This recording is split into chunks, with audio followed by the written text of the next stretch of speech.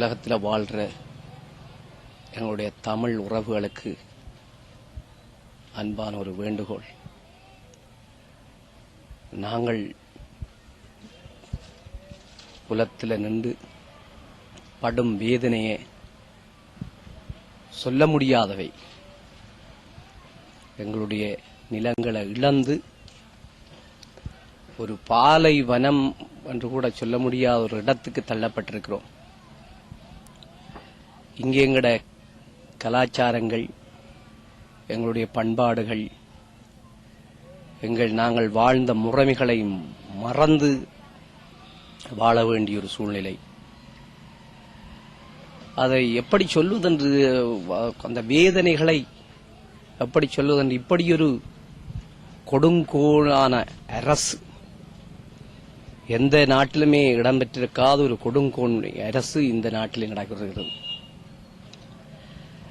அதாவது ஒரு மணல் மேட்டிலே 4 லட்சம் சனங்கள் இருக்கிறோம். ஒவ்வொருத்தரும் தரப்பால் கீழையும் தரப்பால் இல்லாமையும் வந்து குடியிருக்கிறோம். ஒரு பச்சை செடியை உற்பத்தி செய்ய முடியாத ஒரு நிலத்தில் வந்திருக்கிறோம். உணவு, எதை தேடுவது, என்னத்தை தின்பது என்று கூட சொல்ல முடியாத துன்பத்தில் மக்கள் இருக்கிறார்கள்.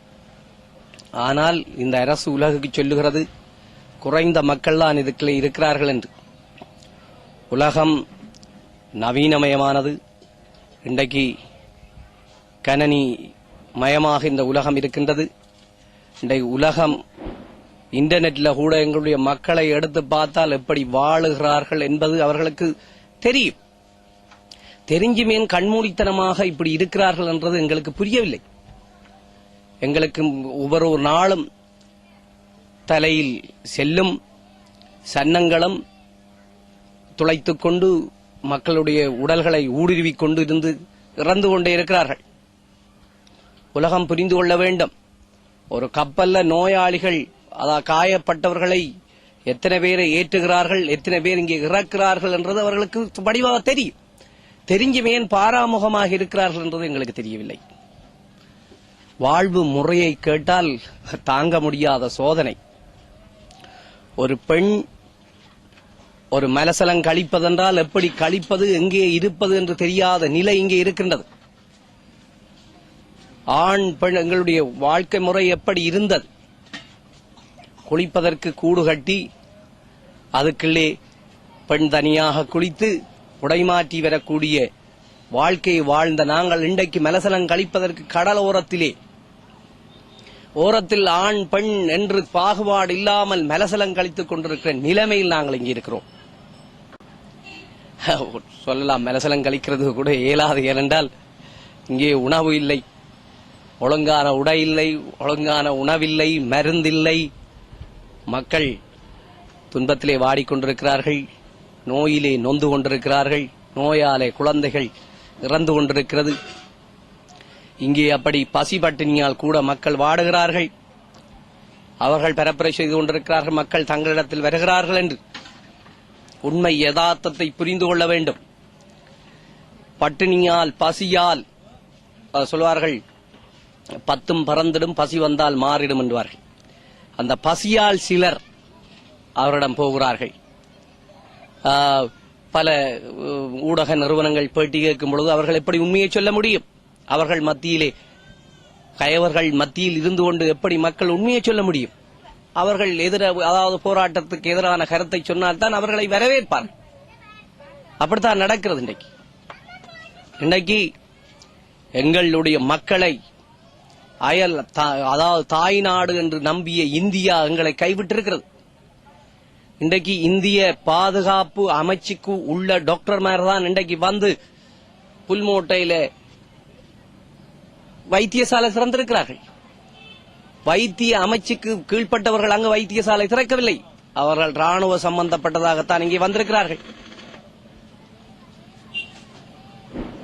வதை முகாம்களை திறந்து வைத்துக் கொண்டு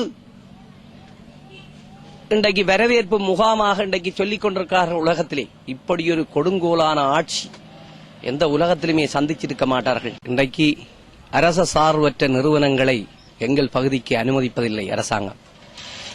ஊடகவியலாளர்களை இங்கே அனுமதிக்கவில்லை.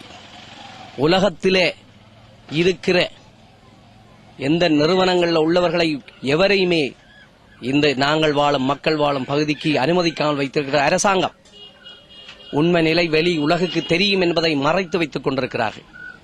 இன்றைக்கு அவர்கள் அந்த துணிச்சல் இருந்தால், தாங்கள் செய்வது நியாயம் என்றால், அவர்கள் செய்வது நியாயம் என்று சொன்னால் இன்றைக்கு ஊடகவியலாளர்களை எங்கள் பகுதிக்கு அனுமதிச்சிருக்கலாம்.